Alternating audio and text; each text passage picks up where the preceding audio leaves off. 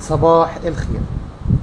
تعالى نعرف مع بعضينا ان في ممكن 3 حاجات يخلوا ابنك ما يتكلمش، وحاجات ممكن انت ما تكونش فاهمها ولا عارفها ولا شايفها. اول حاجة اللي هي الصمت الاختياري. الصمت الاختياري ده ان الطفل بيختار ما يتكلمش، يختار ان هو ما يطلبش، يختار ان هو ما يشتكيش، يختار ان هو حتى لو عايز طلب او عايز شيء تلاقيه ساكت ما بيتكلمش. انت هتلاحظ القصة دي مع الوقت، هتخليك تقول هو ليه ما بيتكلمش، هو ليه ما بيتفعلش، هو ليه طب ما بيطلبش، طب لو عايز ياكل، عايز يشرب، عايز يروح حمام، عايز ليه ما بيعملش كده؟ ده اسمه اختيار او صمت اختياري. طيب تاني حاجة بقى اللي هو العضلات الفم ضعيفة. عضلات الفم اللي الضعيفة دي يبقى الجزء ده عنده مش قادر يحركه او ضعيف. من النوع اللي زي كده بيبقى عضلات اللسان ضعيفة، بيبقى فيه سيلان لعاب. طيب وايه تاني؟ وفي نفس الوقت نوع الاكل، يا نوع مثلا ناعم شويه يا خشن شويه، بيبقى في انتقائيه في الاكل نفسه. طيب النوع التالت بتبقى الفم سليمه خالص، لكن عنده مشكله في منطقه الكلام اسمها براكسيا. دي بقى ما بتظهرش ولا حتى بتظهر مع اشعاعات ولا تحاليل ولا أي حاجه، بس بتظهر مع الملاحظه.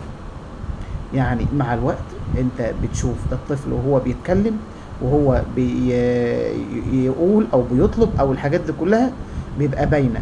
طيب الحل بقى، اول حل اللي هو الصمت الاختياري، ان انا اخرجه من الحاله دي.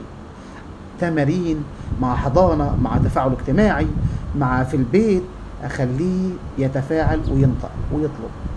تاني حاجة، أول حاجة طبعا تاني حاجة اللي هي العضلات الفم الضعيفة، أشتغل بقى على تقوية عضلات اللسان، أشتغل على إن أنا أخليه يتفاعل معايا برضو، وإن أنا من كتر التمارين اللي أنا بعملها له في أعضاء النطق هنا بالذات في المنطقة دي بيقوي العضلة دي بالذات، وبيحصل هنا إن ما بيبقاش فيه سيلان لعاب، وفي نفس الوقت بيخلي لسانه يبقى قوي. ده عايز أخصائي تخاطب. تالت حاجة بقى اللي هو علشان اشوف ان هو ما بيتكلمش ده وعنده براكسة، لا لازم الاحظه.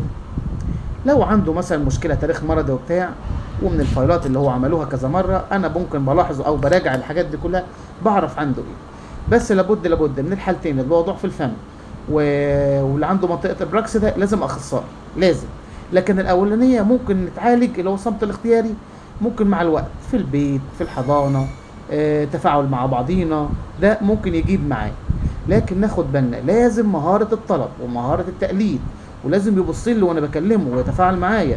لازم ده كله يبقى موجود في الطفل، علشان لو غير كده هتبقى فيه مشكلة. انت لاحظت حاجة على ابنك اتصرف وبسرعة، ما تسكتش.